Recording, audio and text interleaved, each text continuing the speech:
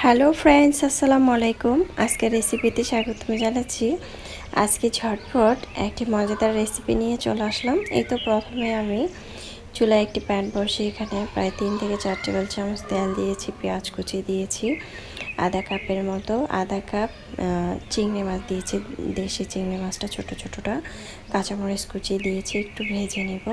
তারপর আদা রসুন হাফ টেবিল চামচ দিয়েছি। শাকের মধ্যে আদা রসুন না দিলে ভালো হয়, তাই অল্প একটুখানি দিয়েছি। তারপরে হলুদের গুঁড়া দিয়ে দিলাম হাফ টেবিল চামচ, ধনিয়ার গুঁড়া হাফ টেবিল চামচ, মরিচের গুঁড়া হাফ টেবিল চামচ, তারপরে জিরার গুঁড়া হাফ টেবিল চামচ, পরিমাণ মতো লবণ দিয়ে একটু কষিয়ে নেব। একটু কষানোর পরে আমি এখানে দিয়ে দিলাম লাল শাক। লাল শাকটাকে আমি আগে থেকে ধুয়ে পরিষ্কার করে ঢাকনা দিয়ে ঢেকে দিয়ে দিলাম।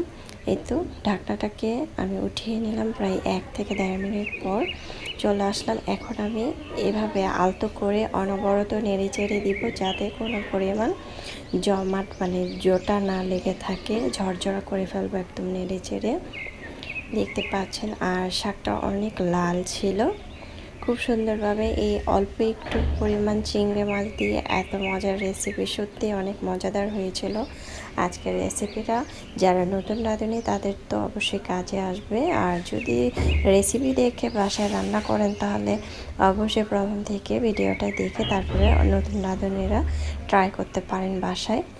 এখন আমি দেখতে পাচ্ছেন একটু ধনেপাতা কুচি দিয়ে দিচ্ছি। হয়ে গিয়েছে, কিন্তু এটাই 3-4 জন খেতে পারবে।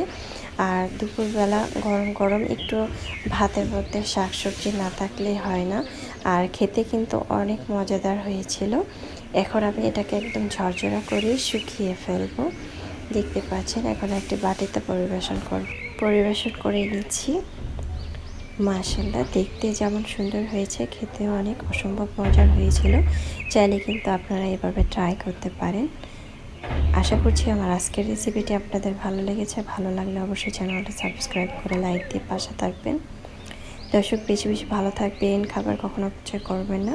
আমরা চাইলে এই মজাদার রেসিপিটি তৈরি করে খেতে পারি। এটা খেতে অনেক মজা হয়েছিল। যারা নতুন রাঁধুনি তারা অবশ্যই ট্রাই করতে পারেন। আল্লাহ হাফেজ, এনজয়।